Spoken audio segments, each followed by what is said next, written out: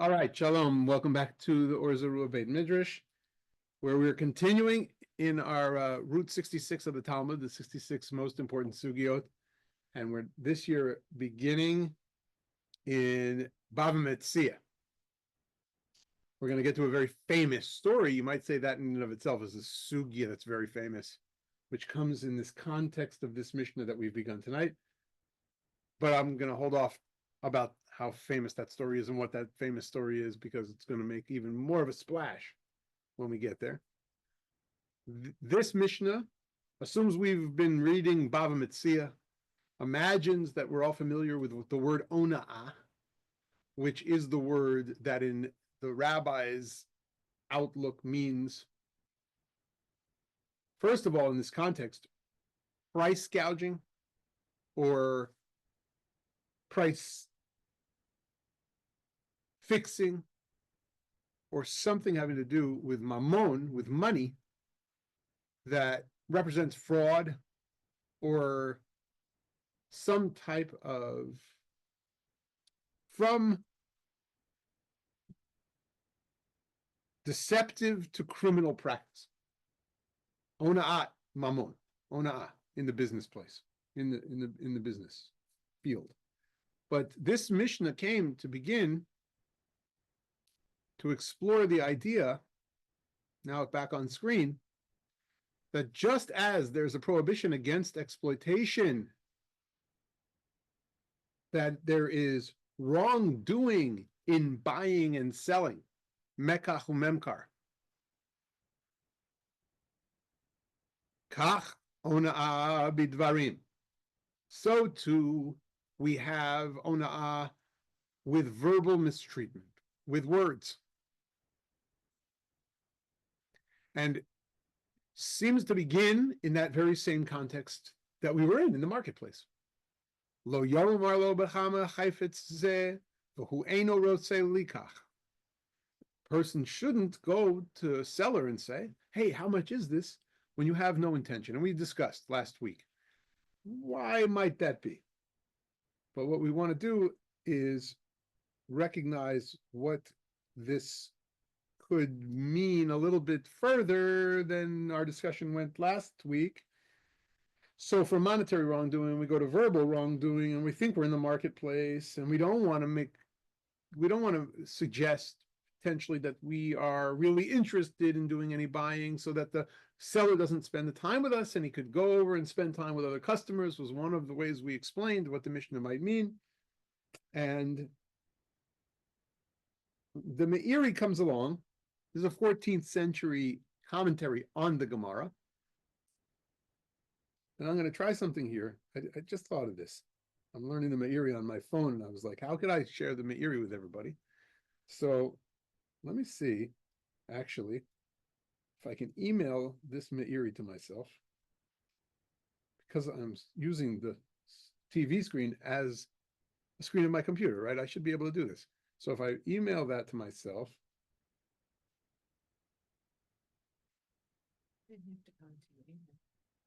yeah, exactly. And it's a screenshot. So now let me stop this share to move over to a commentary.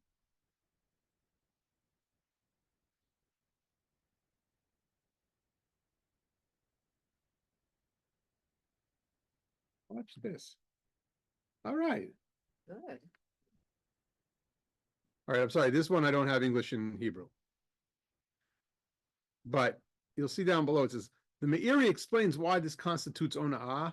Having inquired about the price, the potential buyer will be too embarrassed to tell the merchant that he never intended to buy the article. Instead, he'll simply walk away from the item without saying anything, thereby implying that it's not worth the asking price. The implication that the person asking is making a commentary about the quality of the merchandise was not an angle that we touched on last week. And I thought to bring the Meiri to tell you that's just another added dimension of what is going on according to the Meiri. Amar Meiri Kishem Sheyesh Ona'ah b'mekach u'memkar. The Meiri says that there is ona'ah with mekach u'memkar. Kach yesh ona'ah b'dvarim ratzinu lomar she'asor lahonored chaveiro v'ligrom lo pseida.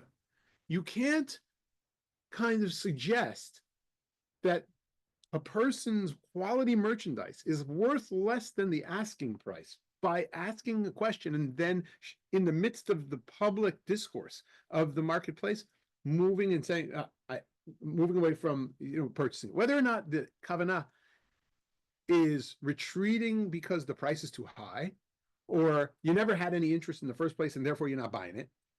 Your actions at that point suggest a pseda, a loss, a hefsid.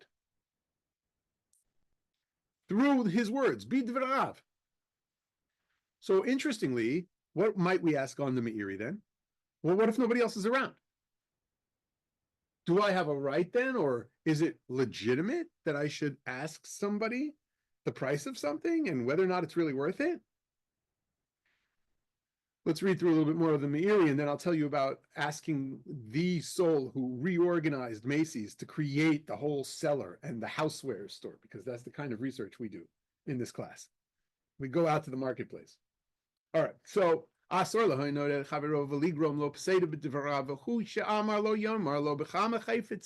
shouldn't ask how much does this cost for who ain't lekach, and he doesn't want to really take it. Because he doesn't really say that he really didn't have an intention to buy it, but it looks really good and the price seems worth it. Mashpilo mekcho. He's going to actually make a shafela.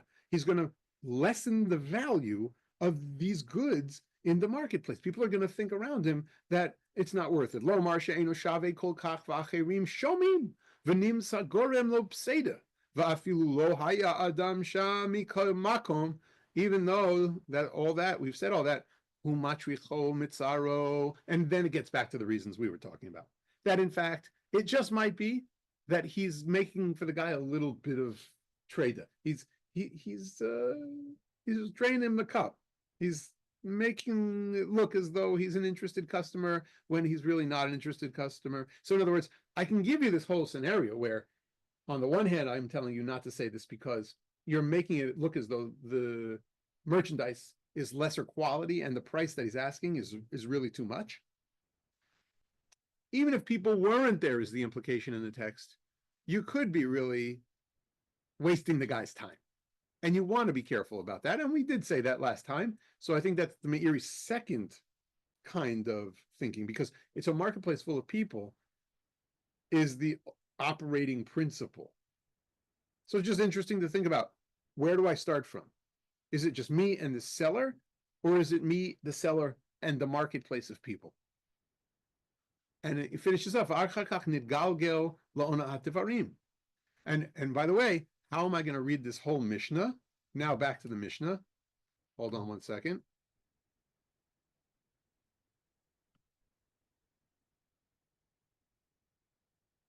So if I have a Mishnah that starts, I don't ask the seller what the price is when I don't want to take it. And then the Mishnah moves to V'im haya ba'al tshuva lo yomar lo zachor ma'asecha harashonim.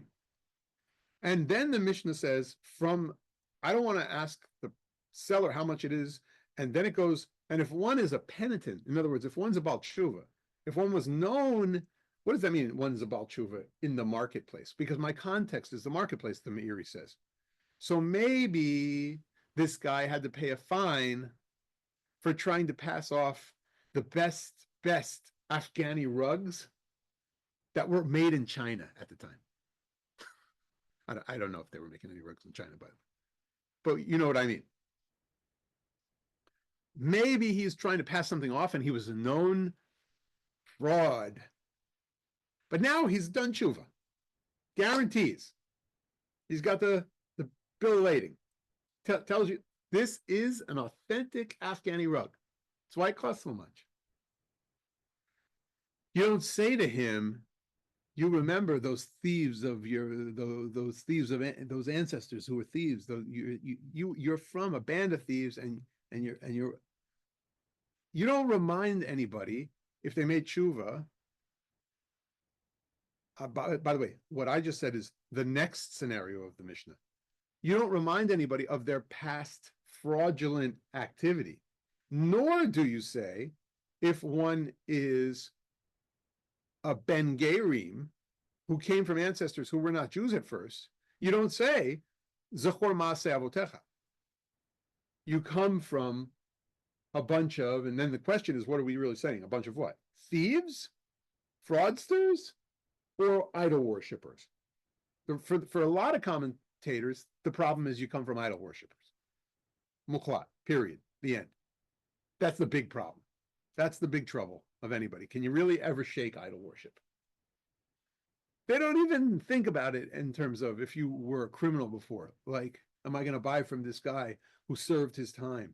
Am I going to buy bonds from a guy who served his time after he was in a pyramid scheme? You don't remind him that he did 12 years in jail. You have to, you can go and now he's got something for sale and he's trying to earn your trust. And by the way, Ona'at Devarim would be if you went there and said, you're trying to defraud me just like you did 12, 13 years ago. That would be your mistake. That would be your transgression. And so it's setting that all up and such a holistic view of the marketplace. Let me go back to now this text from the Meiri.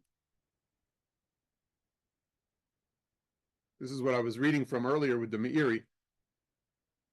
He says, "Va'achar kach nitgalgel la'ona'at devarim." The abusive language or the language that we define as ona'ah, which seems somewhat technical in the marketplace vis-a-vis your transaction, that you shouldn't ask somebody what the price is if you didn't have real intention to potentially buy it, or that you ask somebody and that you don't say, oh, fair price, but I don't have the money right now, or fair price, not for me today, right? If you don't have that level of interaction, you're creating ona'at devarim, you're creating a perception in the marketplace that you're standing in, that this is much, much of a cheaper value item than that price, than that piece of merchandise is really marketed as. And if you start there, he says, and it begins in the true transactional picture between buyer, seller, and the other customers around, what happens is that it's a snowball effect. And your words, the ona'ah, now let me tell you where that goes. Because for some people who do feel, I think what he's saying to Meiri is, for some people who do feel like the guy's trying to price gouge or give him an unfair price, he then goes into the mode of insulting the guy. And we move from the ona'ah that we define as kind of flag, penalty, not a way to act in the marketplace, not being a mensch of a customer, not being a very nice soul. We move, and it's natural kind of progression to, now I become combative, now I become insulting of the seller whom I'm facing. And the Meiri wants to say, this mission is written in this way, because we asked, like, what's the connection between the and among the three? The Meiri says it's all happening at once with the same guy. So it's nitgalgel la'ona'at devarim shelo yivayeshuhu b'divarav v'hu she'amar im haya ba'al tshuva. And because it says if he's a ba'al tshuva, lo yomar lo zachor ma'asecha harishonim. So if this seller happens to be someone who was known as a ba'al tshuva, I might thrust at him this notion after that and say, if I said, it's an unfair price. Oh, I know what you're trying to put one over on me. You were a fraudster then, you're a fraudster now. Ve'im hayab ben gerim lo yomar lo zechut ma'aseh avotecha. And if the guy is known as the children of converts, whether it's his father or mother or it's his grandparents, you might have a guy who's not satisfied with the answer he gets with what price something is in the marketplace, and that would become insulting. So is it the guy who thought not to ask but did ask anyway, and then it snowballs? Or is it, I walk in, I know what ona'ah is in the market, therefore I have to feel like I have to ask. I get the answer of a price. I don't like the price. And then I become combative. I become personally insulting of the individual. These things could happen in the marketplace, and one needs to be careful of one's attitudes vis-a-vis a seller. Or is it, as we had discussed the last time, that the Mishnah is about ona'at devarim in the marketplace? I got to know how to be a good customer. I got to be a respectful market goer. And then let's talk about when we know someone is trying to make tshuva. And let it be in any area of the world. You know, the guy's my doctor. I'm hiring him to trim my shrubs. He's got another business. Am I reminding him of his past transgressions? Separate from any issue in the marketplace. Now, I made it about consumer reality there, but let's, take it further.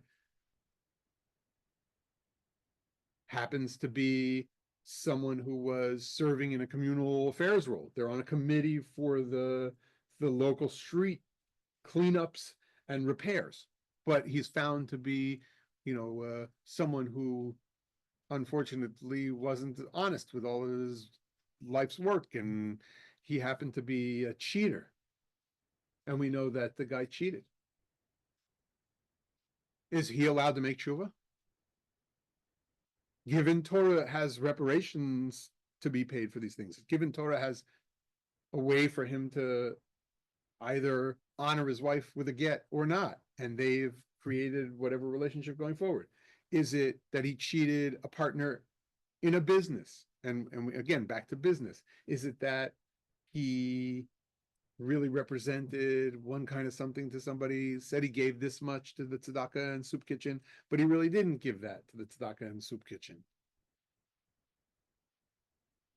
And then he's made tshuva. He gave a double portion last year.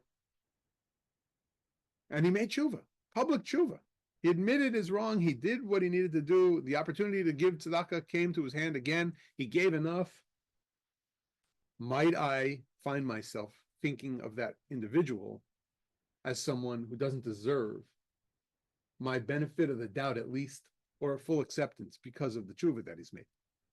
Separate and apart from the marketplace scenario. And then with converts, how often do we read in short stories. I was thinking of a short story by Miriam Glazer, a wonderful short story about a Pesach Seder, where you can't but hear everybody, instead of the Haggadah, talk about who's converted and which one of the spouses converted, and are they real Jews, and all this chitter chatter, and how outsider that makes someone feel to hear that. Forget they converted, but remember that her father was a minister, or this one or that one. And instead of being amazed by it, this was a short story that put the issue on the table, very, very significant issue on the table for the Jewish community through Miriam's work. She was a writer and she's in LA. She was in LA. I don't know where she is today. And then she was a rabbinical student afterwards. Wonderful short stories, collected short stories. So, okay, last point I'll make, and then I'll take some comments and reflections, because we wanted to make chazara on the Mishnah, right? What do we say? Chazara is a return to text that we did before, but we like to take and make a different perspective and make sure we're owning our Mishnah, because this is our Mishnah right now that will lead into the passages in the Gemara, which is the Talmudic discussion on the Mishnah, or located at least around or underneath this Mishnah. And we have to always ask, is there a relationship to this Mishnah, and how is it related to this Mishnah? Or is it in the Talmudic buildup of text a little sidebar, discursive reality that gets us back to the issue of the Mishnah? And we'll do all that through the next couple pages. Last point. So I mentioned going to the very soul who created the seller at Macy's. Remember when there was no seller at Macy's? All the home goods. I don't know if people have been in New York long enough to know that was a full-out rebuild in terms of the marketplace for home goods, and an expansion in a very deep way of tons of different options at different price levels, and many salespeople who would engage you and want to know if they could help you, and they would become a little bit more expert in the products themselves and why they were at any given price point because of the management decision to really embrace and engage sellers or retail employees' education so that they could engage customers a little bit more. And they would be asked to be a little bit more what we would call in Talmudic terms, lachatchila, embracing of customers by saying, hi, welcome, may I help you? May I answer any questions about any of the products? Now, if they're going to ask first, then the door is open. And many a comment has come from this part on this part of the Gemara to say, if that's the case, then I can ask any question I want. But what of the customer who's there, who's going to turn to one of those employees? I asked her, so I said, what do you think about this Mishnah? I opened the book. She's still a consultant to major department stores and how to reset the retail floors and engage customers. And I said, what do you think about people coming and asking the price of something and starting with the question of price? Because remember, that's the specific question of the Mishnah. Do you think it's fair to ask the price, or would you rather have a general question like, could you tell me about this set of new ceramic coated pots versus the Teflon? And she said, I want to go on record in discussion with the sages of the Talmud, any question about price or pots, pans, nature, and manufacturing is absolutely kosher. And that neither is onat devarim. The marketplace is set up so that you should ask questions. As a matter of fact, vis-a-vis the Meiri text, which I found when we were discussing this, she said, I don't love the concept there because I wouldn't think that the next customer would be suspecting that the price is too high and that it's an inferior product. I would just sense that the customer is making some kind of decision based on the price and the nature of the product. And it's the only way that other people might learn, because some people would be too embarrassed to ask, because people are generally not able to engage in that kind of good business conversation. Last conversation. So I'm standing in a different store, an electronics store this week, and I'm thinking about our Gemara and our Mishnah. And there's a woman asking, well, what's the difference between this mattress that's this many dollars and that mattress? I mean, there's a nice swirly design in this one. Am I paying for that kind of silly thing that I'm going to cover with a sheet anyway? Or does this really have superior quality? And the guy says to her, no, no, no. This swirl is to attract your attention to the features that really come. And it's not to pull any wool over your eyes or sheets over the mattress. It's to really market it in a way that makes a difference. And he explains what the difference is. And it was kind of like a wave, and it feels a little bit more like a waterbed, even though it's not a waterbed. You don't have to worry about any of the water filling in and this and that. And I heard this very nice conversation. And then a guy like standing over here says, I don't think it's so worth 2,000 and whatever. And I was saying, they need to make a different tractate of Mishnah for New Yorkers. Obviously, not being informed so much by the Mishnah in terms of the give and take in the marketplace. All right, so that's where we are with the Mishnah. Comments, questions thus far, so we could say we made Chazara perspective. Anybody? Bobby, let me put the camera on the folk in the Beit Midrash. One is just to think about the nature of the marketplace versus the store. And if the marketplace in Israel has been very similar through all the ages, it's a bargaining, it's a shuk, it's a give and take kind of thing. And there isn't one price. It's not like, you go into an upscale boutique. This is a kind of variable price. So I think the kind of conversation is maybe a little different than that. Another point is, you said, am I allowed to think about what the person was like before? And I think there's a difference between thinking and saying it out loud so that other people can hear.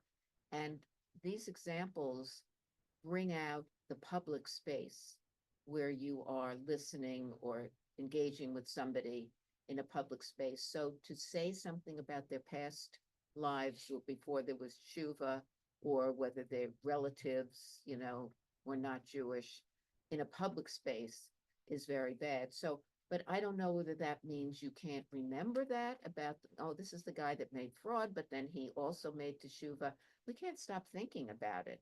So the thinking is going to go on, but to verbalize it to hurt both the person personally and also bring it up in a public space, I think is, two aspects of this that make it unacceptable. The other thing is, I learned about this not asking the price several years ago, and I was shocked because I had been doing this for many years to ask the price. And it was like, really? You're not allowed to do it. So I now try to say, hello, I'm not going to really buy this today, but I was just wondering what the price is when I'm coming back. And I find that people, for the most part, are receptive. And I think on the part of the seller, there is always the hope that you don't think you're going to buy it, but after I tell you about it and you try it on, you're going to change your mind. I love that because absolutely that's the suggestion that I've received from many, many a great rabbinic source Okay. in most movements in the different Beit Midrash, in the Batei Midrash that I've learned in. So across the board, how to be a Jewish consumer, like when they have those fun nights and this source comes up, you say, listen, I have to tell you from the start, I'm not really able to be a buyer here. Can I just inquire about this? Can I just Right. ask you how much Right. is it? Right. Just for the fun of it. And I've had that experience on Madison Avenue many times. Vis-a-vis thinking about it, I really wonder, and this is not to say it's not kosher, because it is, what we think and what we say, I think are two different things in Jewish philosophy of action, if you will, the action of speaking versus the action of thinking, and the two are differentiated. And part of epistemology and that question is knowledge is, do I ever, knowing something, have to, in essence, erase it from my mind? And is that fair to ask a human being? And what do I do with something that I hold as fact? Or is there a Jewish value to do a little scrubbing, like erasing a record? Like when a judge looks at a potential person, do I expect that judge not to see the line through the conviction or the charge, but not to look at it at all and never to know it? And in jurisprudence, what's interesting about that is that some people do get caught in a really strange situation where they are charged with things that are completely erroneous, and it's stricken from the record, or youth have that, and we absolutely obliterate it. And this is a big question in justice studies, in the philosophy of justice. Do I want the judge to see the full history and strike it, or do I, in essence, want to really erase it entirely? And then how does that inform my approach to someone who's got a criminal past?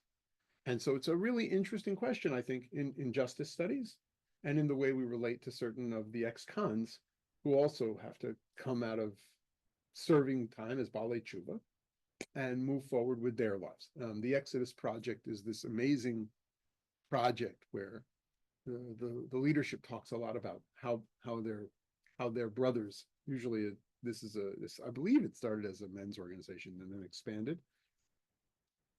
But I was at a meeting at the Union Theological Seminary to hear all about how impactful their work has been to get people back. And when sometimes they drop those questions on an application from their job applicants who have studied, got their GED, are making good on life now after serving some time, as they had a really, kind of colored past, terrible past as kids, as youth, up to a certain point where they have a whole life in front of them.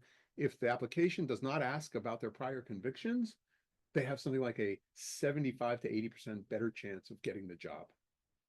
Right? And that's not thinking. I agree. It's not thinking, but it is indicative in some ways of how we hold that and whether or not a Jewish value might be to let some of that go within the relationship that we have and give a chance for someone who's obviously demonstrates some degree of tshuva. Now, is everybody a perfect Baal tshuva, by the way? No, but tshuva has also got a very wide spectrum of people on the spectrum of tshuva. And so a little bit of it is, I think, a way we're wired, that some people do let it go and some people don't let it go. Some people pay more, some people can't but pay attention. Back to the notion of knowledge and what we do with knowledge and how it comes up for us.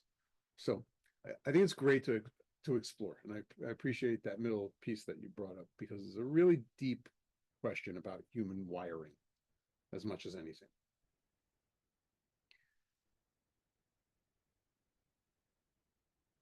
All right, let's go on to the Gemara again.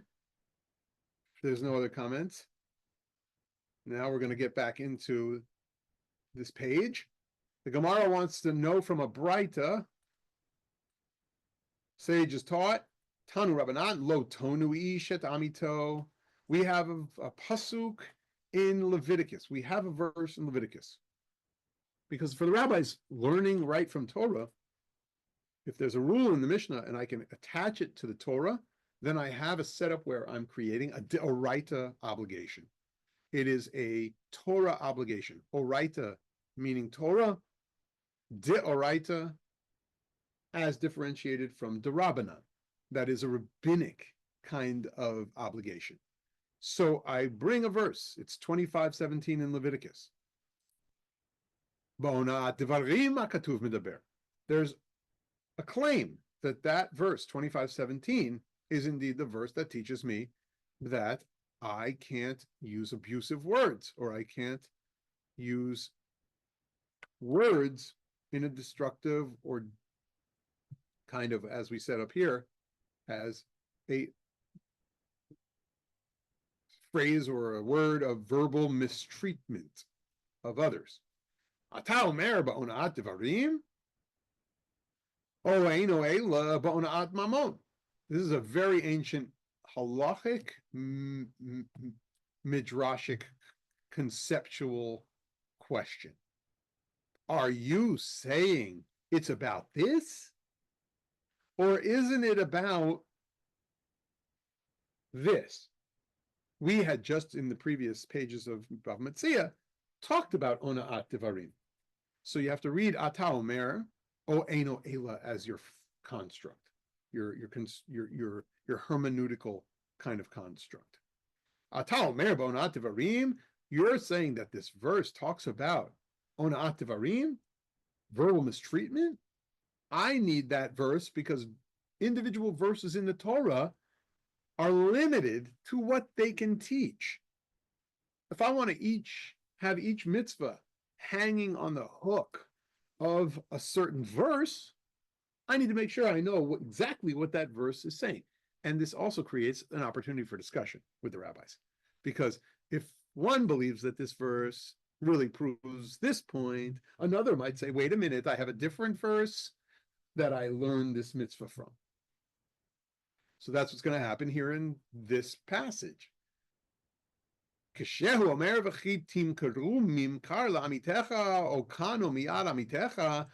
this verse in Leviticus says that I have this marketplace reality going on, and if you sell to your colleague an item that is sold or acquire from your colleague's hand, you don't exploit him. Tonu, exploitation, there's our vocabulary word, that exploitation, I exploit him. Instead of verbally abuse, marketplace now, fraud and all of that we just wrapped into the marketplace discussion, exploitation. But I don't learn exploitation with words, verbal mistreatment from that verse, I learned it about the marketplace because the vocabulary of 25:17 in Leviticus is all about the marketplace. Hare ona at mamon amor, that is all about exploitation with money. Ha ma'ani mikayim. What then do I do with the meaning of this other verse, not verse 17, but verse 14? That's the one I use to establish verbal mistreatment is also asur. It's a lo ta'aseh mitzvah. It's a thou shalt not do mitzvah. Lo tonu ish et amito ba'ona'at devarim. Because I have another mention of that phrase, lo tonu ish et amito. So therefore, I can really learn a different conceptual framework or a different mitzvah from it. That is ona'at devarim, verbal mistreatment.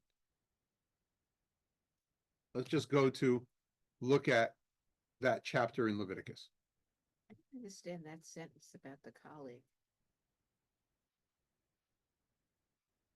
About the colleague? Sell something that belongs to the colleague? I don't really understand. Wait, that's going to be next, right? Right in that paragraph that we were looking. If you sell something to your friend, oh, it's right here. It's going to come up with Leviticus. Hold on. You'll see. So you know that Sefaria is an online library of all of our holy Sefarim, and I've just put in Sefaria Leviticus, and Leviticus comes right up from in the Tanakh, and I hit 25, and I'm in Parshat Bahar, and I want to start over here, and I'm in verse 14. When you sell property to your neighbor, right, or buy any from your neighbor, so they used colleague instead of neighbor, you shall not wrong one another. So it kind of does sound like this is in the context of buying and selling, right? Verse 14, just remember that. Verse 15, in buying from your neighbor, you shall deduct only for the number of years since the Jubilee.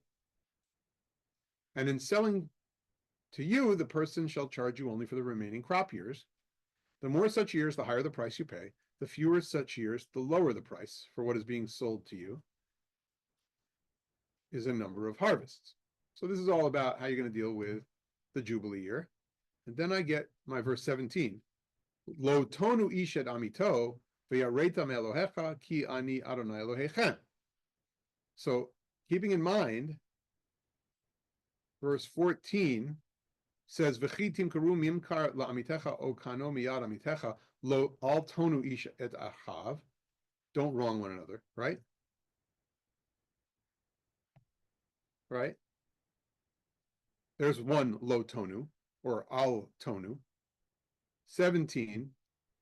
Now instead of al tonu, I have what? Lo tonu. I have two don't tonu. So what the rabbis are saying is one of those is about the marketplace. Now verse 17 comes, it's a more general statement. Is it more general though, just general? No. What I want to do is hang ona'at devarim on this mention of 17. Is the context really verbal abuse? No.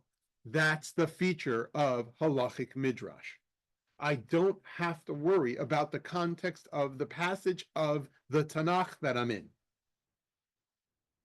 It's brilliant hermeneutically because I use my phrases in very particular ways within midrash halacha. This is an example of what is called midrash halacha. A lot of people think of midrash as legends. They're not just legends. They are hermeneutical moves to learn laws and sometimes attach the right verses to the different categories of mitzvahs that we do. They're an early strata, according to Rabbi Weissel Livni, whose biography we have really learned about from Mark Ashley in a fantastic miniseries that's on our YouTube channel about this amazing scholar. He wrote a book called Pshat Midrash that actually Mark did a lot of the shadow writing for as a grad student. And we know that part of what his research uncovered was that these early strata of Midrash have at their core the desire to do what the Talmud purports to do in a certain sense of the way that it's learned traditionally in many circles, that is to show you how the law is built. But the Midrash did it sometimes 200 and 300 years before it made its way into either the Mishnah or especially the Gemara, which comes around later. 600 years sometimes before it. Okay, so that's that piece. Back to our Gemara. Now we're going to get into some examples, more examples like the Mishnah was bringing. Ha ketzad. This question of how so is kind of like, okay, give me some examples. I want to know what you're talking about. Im hayabal tshuva al yomar lo zechor ma'asecha harishonim. Is that the same as the Mishnah? Let's go see. If he was a bal tshuva, lo yomar lo zechor ma'asecha harishonim. So remember, zechor ma'asecha harishonim, and here zechor ma'asecha harishonim. Same thing. Im haya ben gerim al yomar lo zechor ma'aseh avotecha. So now we're kind of sounds like we're quoting the Mishnah, right? We're double downing on the Mishnah to answer the question how. Im haya ger uva lilamod Torah. Do we have that in the Mishnah? Oh,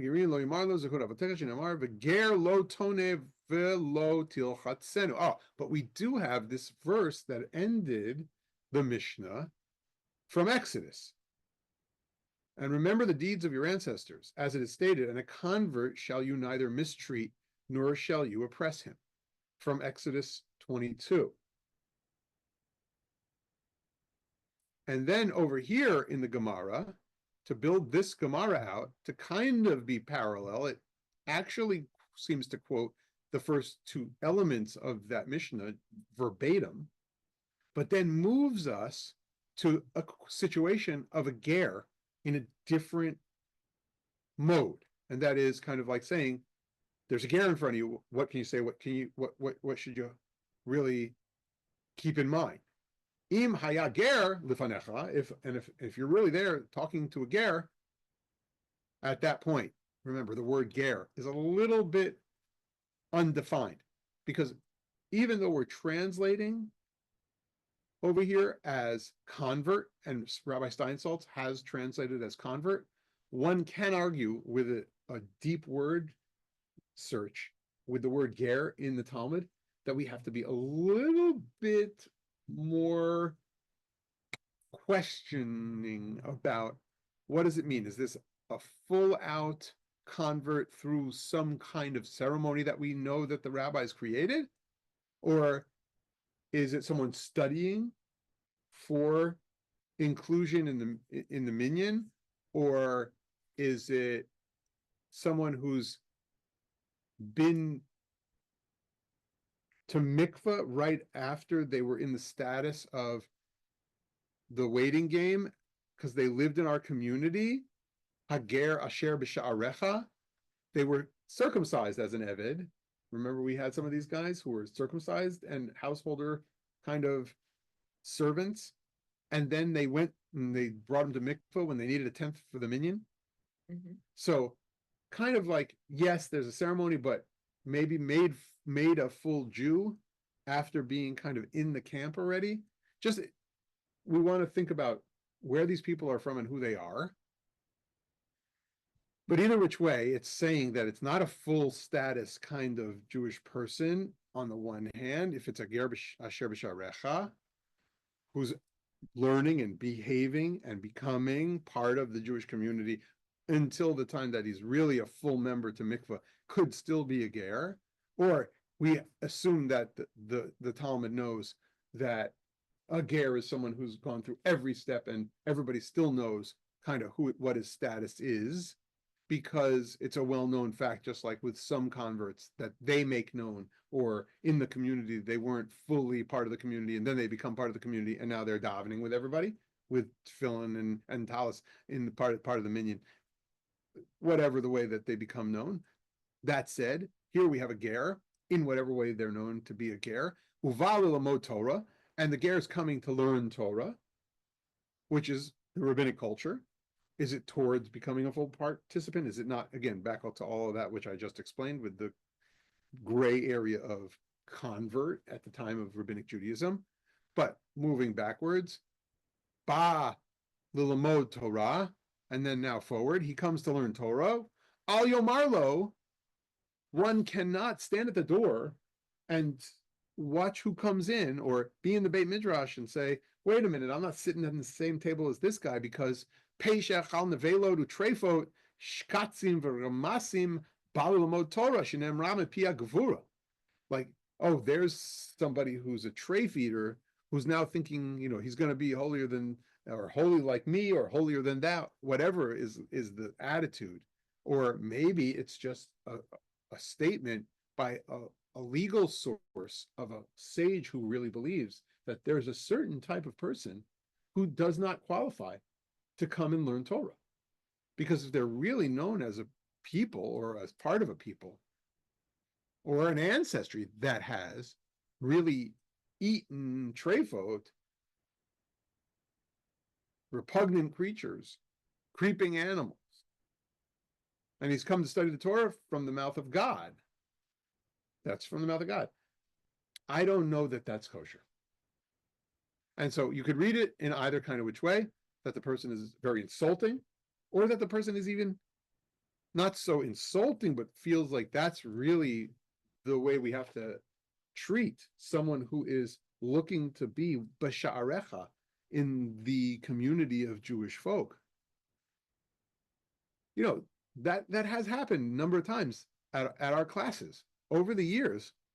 Now and then, one or another person who has sat at our table, with Talmud especially, has asked, as a matter of curiosity, on their Jewish journey.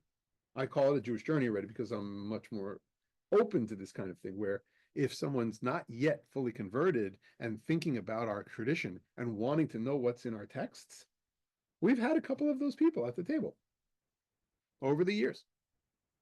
And some might take this attitude, and what the Gemara is saying is that's onat devarim. If I'm going to mistreat this person, and especially if I'm going to say something about it,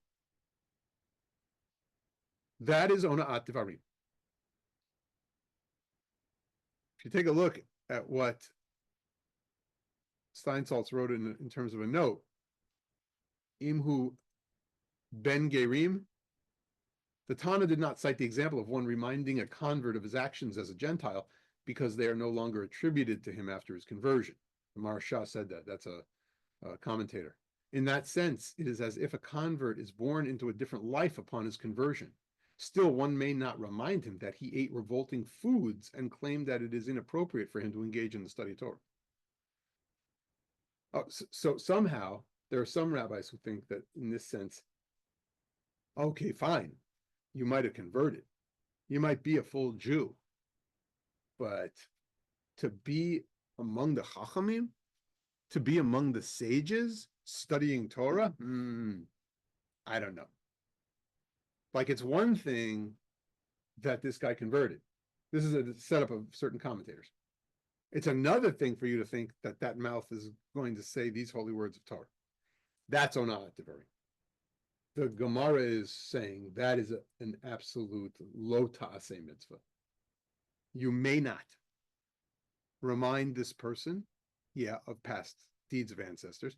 Meiri says, I'm sorry, the Maharsha says, it's not even like he has past ancestors who did anything, because, by the way, he's literally our version of born again. He has Abraham and Sarah as parents. What you're really doing is you're saying that mouth is dirty and has no right to say the holy words of Torah. That's onat devarim. That is verbal mistreatment. That's verbal abuse. Didn't we hear about one rabbinic rabbi that had a very checkered past? Yes. he was still Jewish, so it wasn't that checker. Who was he and what was his? Yeah. So Bobby's asking, don't we hear about people who are Baalei Tshuva? Reish Lakish. Reish Lakish. See, Oh, you gosh. guys with your Chevrusa, you could remember so I much didn't remember Gemara. the name. So Reish Lakish is known as a thief. So getting into the different categories here and who fits into the different categories, Reish Lakish, it becomes the Chavruta of Rabbi Yochanan.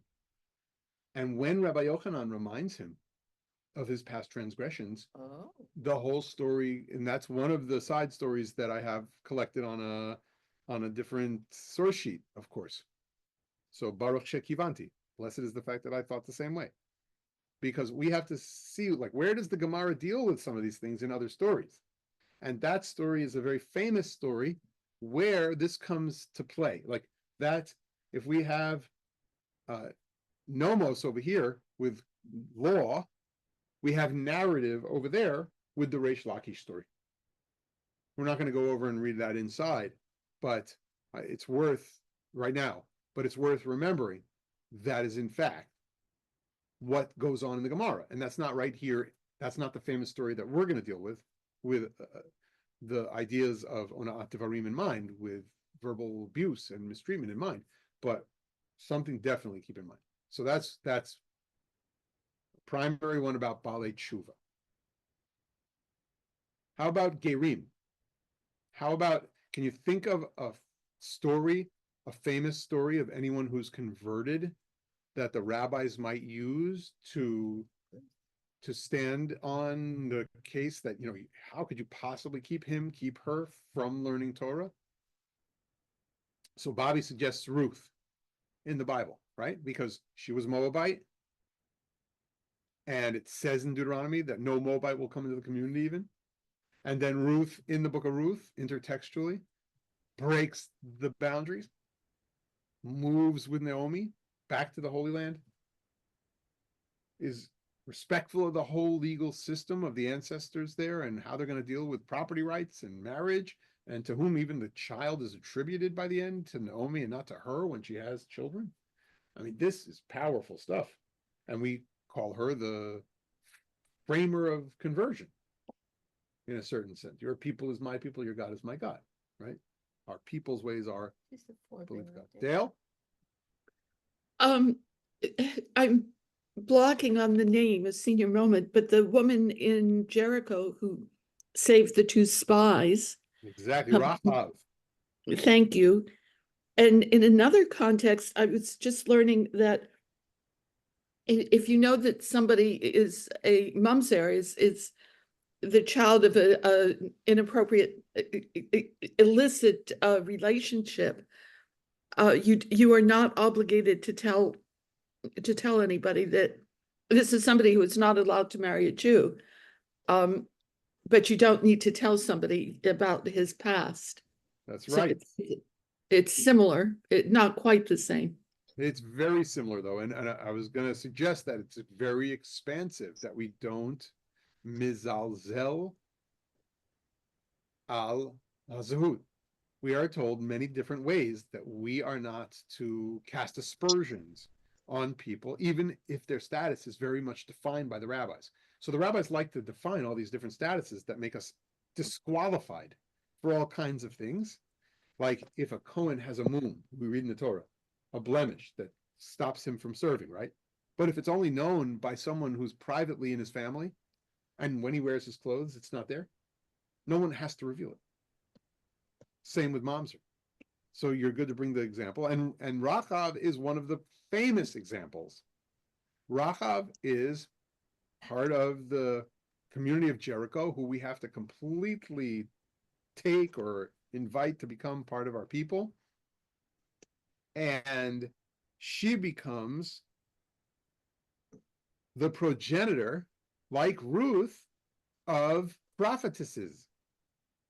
And so can the Reformed innkeeper, and Rashi and Radak have a great argument on the page of who's this Rachav? And did she run a hotel or did she run a brothel?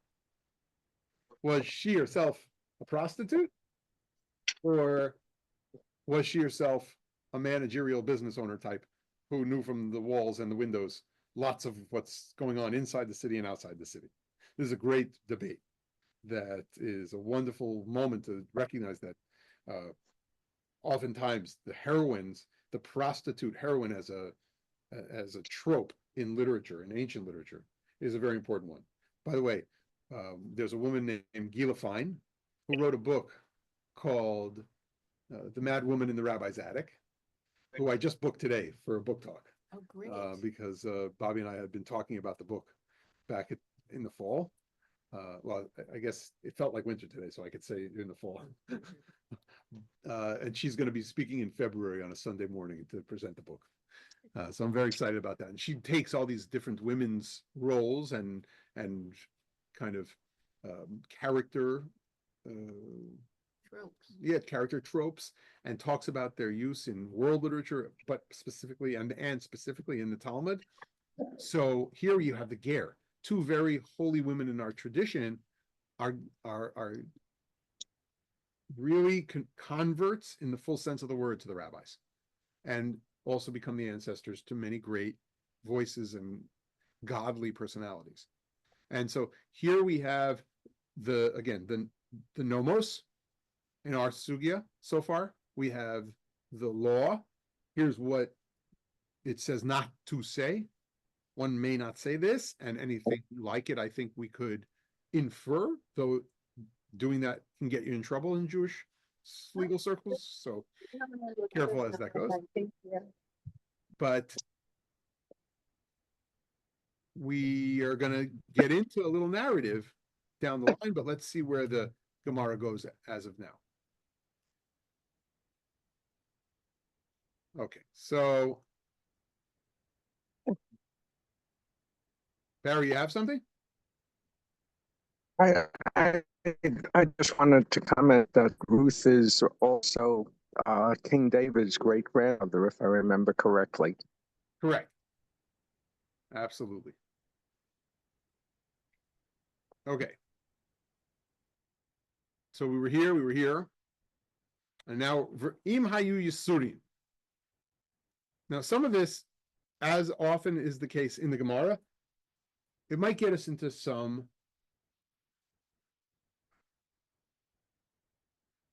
relationship with a theological idea that for us, maybe as moderns, maybe over the millennia of our people, we want to reject it right away. We want to reject it outright. Oh, how could that be? But I want us to be open to thinking of the rabbi's milieu, to thinking seriously about how our ancestors considered a relationship with God, with sin, and with suffering that was delivered on people. Because a sin and punishment theology is part and parcel to lived religious experience of our ancestors. Frankly, some people really live it today. And so what happens in the Tanakh is that we have some examples of that. What happens in the Gemara is we have some examples of that. We also have pushback. It's not a total rejection. There is some weighing on when that's okay and how that's okay and when it should be rejected, and for sure when you keep your mouth shut about it. And this is one little paragraph that's going to really address all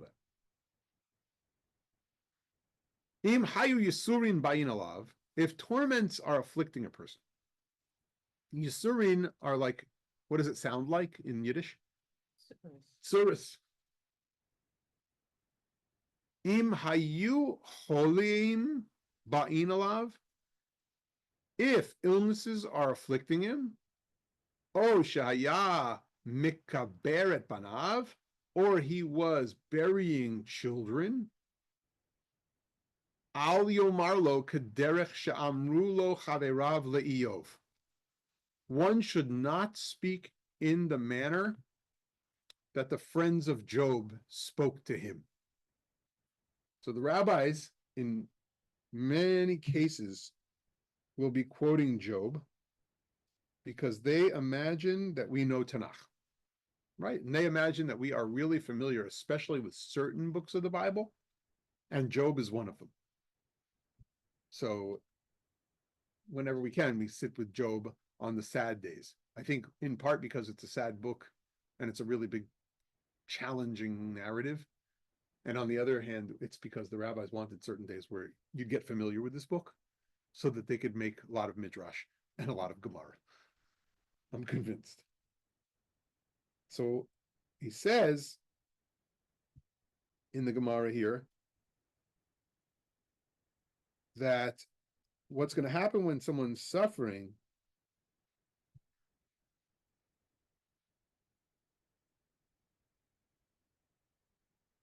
Al yomar lo kederech shamru lo chaverav le'iyov.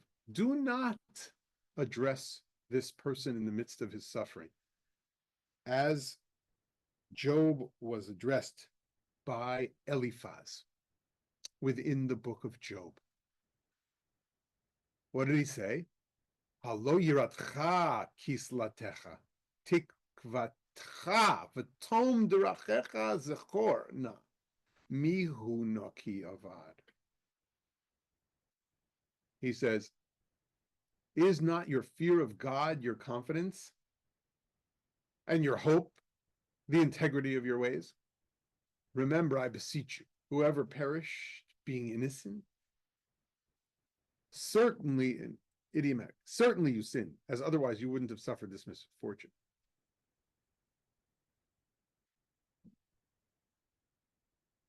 Like this. Job's friends implied that he worshiped God only as long as it pleased him and contributed to his success, but was never a full-fledged God-fearing individual. So they question, what? I don't they question his understand. integrity about his religious. Is not your fear of God your confidence and your hope the integrity of your ways? Like, is not your confident outlook on life your fear of God? The hope that you have is because you have ways of integrity and that it was going good for you. Remember, I beseech you, whoever perished being innocent. Whoever perished being innocent. In other words, I want to now read it in that tone that Steinsaltz and the traditional text reads it. Nobody who's guilty goes unpunished. And there's a positive yet a negative piece here. Remember, I beseech you, whoever perished being innocent. If there is a part of you that is innocent or had a pure faith or was good enough, they're not totally stricken down, but you will suffer some consequences. So what did he suffer, Job? All that loss. He's burying children. So the way that it's read in the Eliphaz kind of challenges is that you must have done something. Even though you're not totally guilty, even though you thought you were a faithful servant, there must have been a part of you that was a poser. Now, God didn't completely strike you down. And that's not a way to really kind of take it with someone. Now, here's the modern application, right? There's a reason for everything, right? They're saying that's ona'at devarim. Potentially, they're really holding that's ona'at devarim and it's asur. It's forbidden. God needed that person in heaven. Is that different than this or not? There's a certain way to think about someone in the midst of illness and in the midst of burying children. There's a certain way to think about what you're going to say. And there's a certain sense here that it's a criticism that hurts the person. It's verbal mistreatment. It's verbal abuse.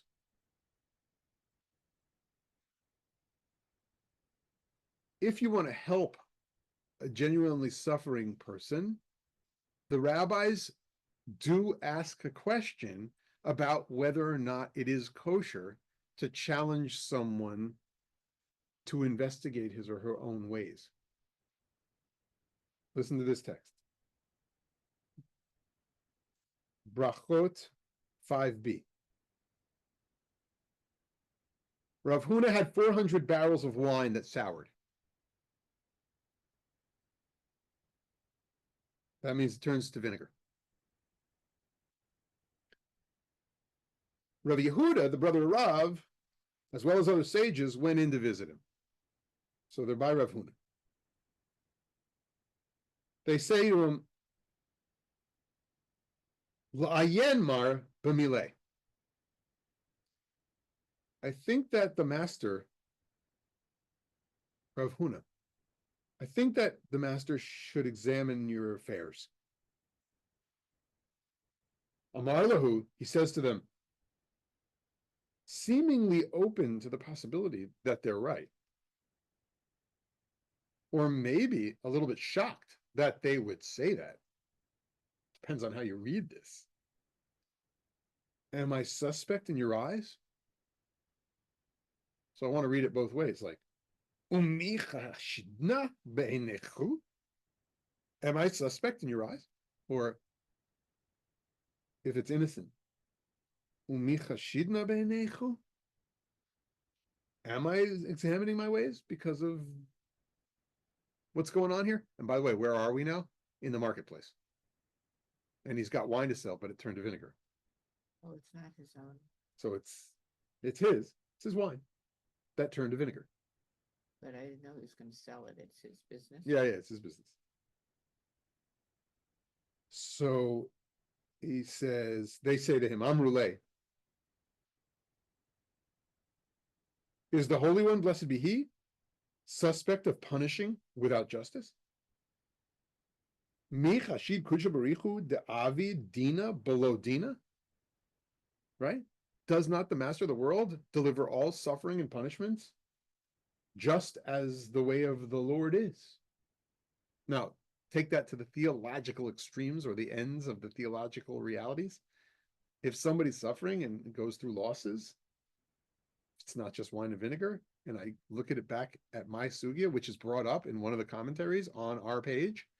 So I have to kind of read it the same way that I've put together marketplace lessons to the myriad of life experiences that I might have with the people I live with. So he says, is not the Holy One, blessed be he, suspect of punishing without justice? Amar lahu, he says to them, if there's anyone who heard something about me that I have to rectify, please speak up. He wants their help, having been a little challenged by his colleagues. Now, maybe these colleagues are really intimate and really deeply, deeply connected and great friends, and they're the only people in the world who could say this to him. That's one kind of real generous read of such a text, right? Only these people could have said that. So then, if that's the case, I could still ask myself, am I one of those kinds of people when I think about what I'm going to say to someone in the midst of their suffering? And if I'm not one of those kinds of people, I better be quiet. And if I am one of those kinds of people, I still better be really careful. But maybe I have a little bit of leeway. Is there anyone who heard something about me? Let him speak up. Amrule, what do they say? They respond to him. Amrule, Hachi Shmialan, this is what was said to us. Delo Yahiv Mar Shabisha Larise. Master didn't give the proper amount of branches to his sharecropper. You didn't give the right amount of the harvest to your sharecropper who is on your land. There was economic injustice. He says to them, Amar Lahu, Mi kashavikli midi mine. Did he leave me any of them? Did he, in other words? Ha kagaviv le kule. He stole all of them from me. He kind of gets defensive. He didn't leave me a single one. Amrule, they say to him, Hainu de Amri Inshi. This is an example of the popular adage, steal from a thief and feel the taste of stealing. Amar lahu, he says to them, having been accused of being a thief himself,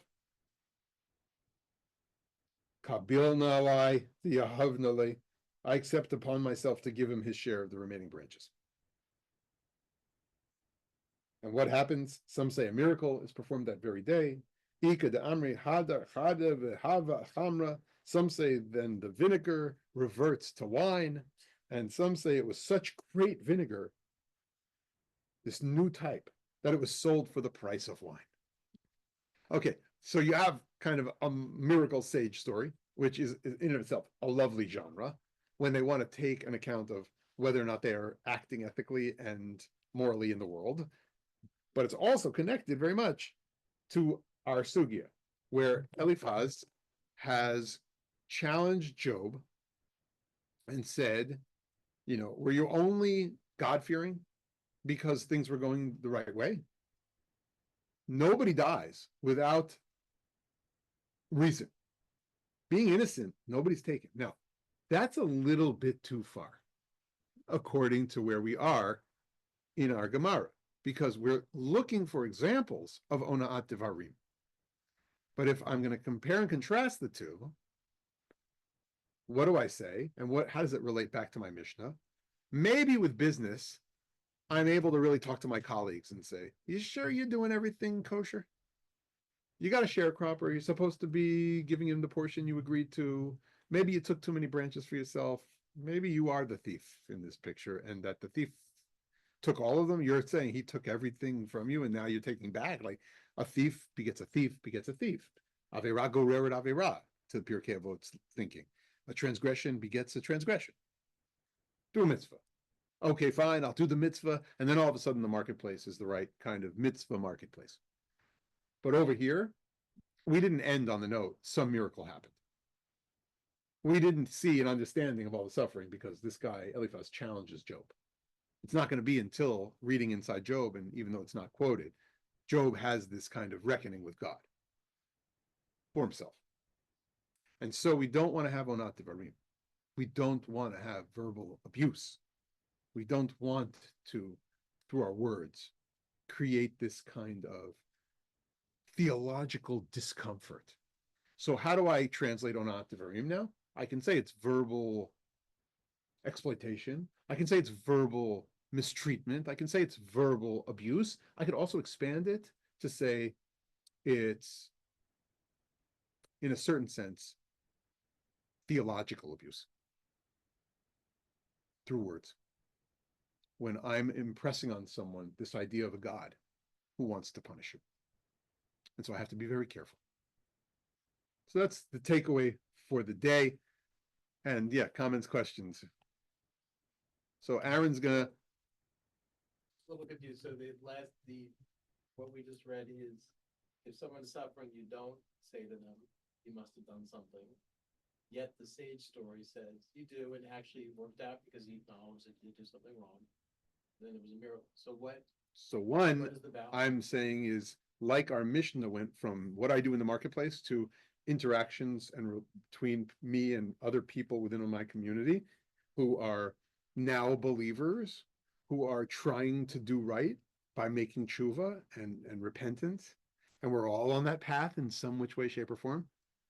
So given the fact that I might have wise words and sagacious words and ways to challenge somebody to be a little bit more moral in the marketplace, I might, when someone's really suffering illness or losses, burying their children, keep from suggesting at all that it was either their faulty faith or worse, their own unethical kind of life or worse sins directly that affected them. And that by keeping my mouth shut at that time, I'm observing and performing a mitzvah of lo tonu. I'm not exploiting anyone with my words. I'm not verbally abusing anyone with my words. I'm not theologically challenging anyone with my words. And so Ona'at Devarim there is expanded into this realm of when I think to speak about what God must be doing in someone else's life. And I might use God in the marketplace discussion to get someone thinking, you know what? There's always God who's watching me. Maybe I should be a more honest businessman. Mindy, and then Meir. So I have a question. Somebody is suffering. And again, the Gemara, another Gemara might get to this point, and we're just not there yet, right? Sure. What if the person is already self-reflecting? And I know the difference between, what if that person is suffering and that person is self-reflecting? Is there a way, does the Gemara say anything about helping that person, but not mistreating that person and not exploiting the idea of Hashem in that person's universe at that moment? I'm just curious. Yeah, We're so- getting there. Right. Well, it's in a again, the Gemara works very intertextually. So Right. what can come to my mind right now is a sugya, another sugya in Brachot, Okay. where the topic that we hit upon, I think we did this when we covered this in last year, amidst one of the sugyot that we learned, was called Yisurin Shel Ahava. That there are indeed sufferings delivered on people based on God's ahava. Very strange concept, right? That God should love you so much that God delivers all this suffering. And that only the righteous suffer, and only a person who can handle such suffering is delivered that particular suffering. And when I'm in the midst of that suffering, the Gemara will tell me, "Yifaspes ma'asav." I should seek out the insights I'm able to discover. I should search my deeds, search myself, in order to discover what's really the reason why, that it's godly and I have to discover. An interesting text is that sometimes, especially fast forward all the way up to the modern times, modern being Hasidic people in the 19th century and the Musar movement of the same time period, they were all about helping people do that actions with the Gemara. And some of the commentaries that we could pull up are texts that talk about organizing special study groups and even minyanim in order to really figure it out. And people took this idea seriously, that there must be something about God delivering these sins upon me.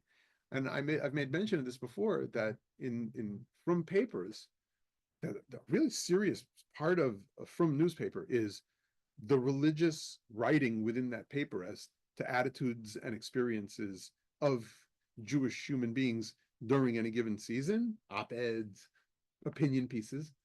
There are some people who say, this year, let's kind of temper our own sense of feeling as though God is delivering punishments upon us for this sin of that and this in our community. Because maybe it's a collective responsibility, yes, but it's not that you are necessarily being targeted by God, because they want the relationship to be a little bit more pure. And people take that really seriously, and they tremble with some yirah about those things. So that's one Gemara that I think comes up with a different way of expressing this concept and the idea that it should be helpful to us. I would have to think a little bit more about whether or not there are other places in the Gemara that necessarily bring the eitzah that one should help a friend determine what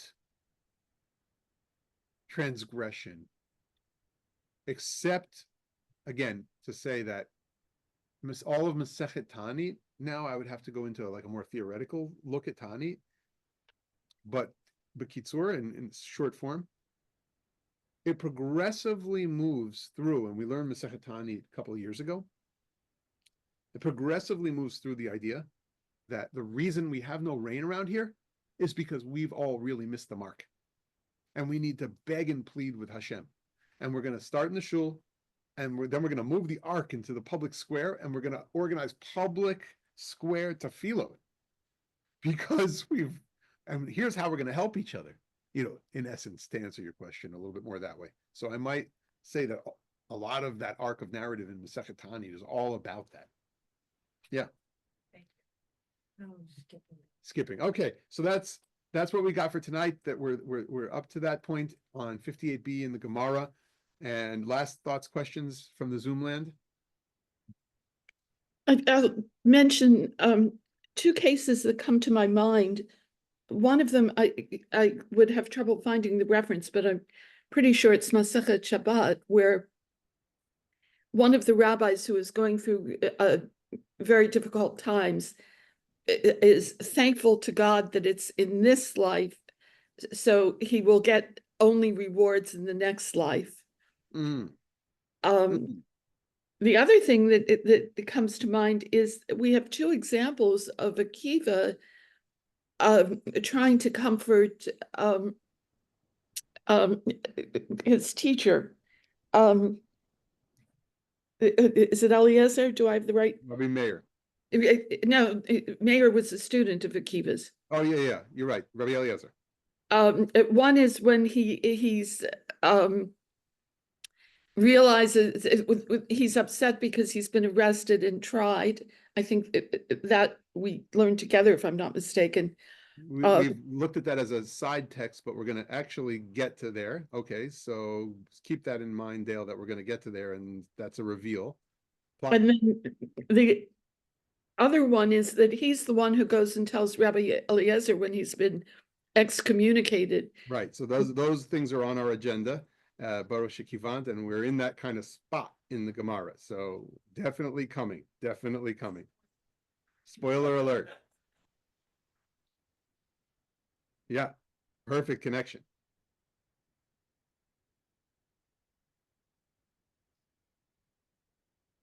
Is there something more about the story that you want to give the? No, just to mention. It's two examples of at least one rabbi helping another, and we're going to get to it. So I will wait. Good. But it's true, and there's a real piece here, I guess, that you could say would answer the how we help question, in addition to noticing how ona'at devarim, the verbal mistreatment and the abuse, really works as well. So equal and opposite sides of the coin that you've brought forward tonight in the Beit Midrash after learning. Thank you for those final questions that lead us to the exploration of all the angles here, or all the faces of the gems. All right, folks, that's it for tonight. Laila Tov.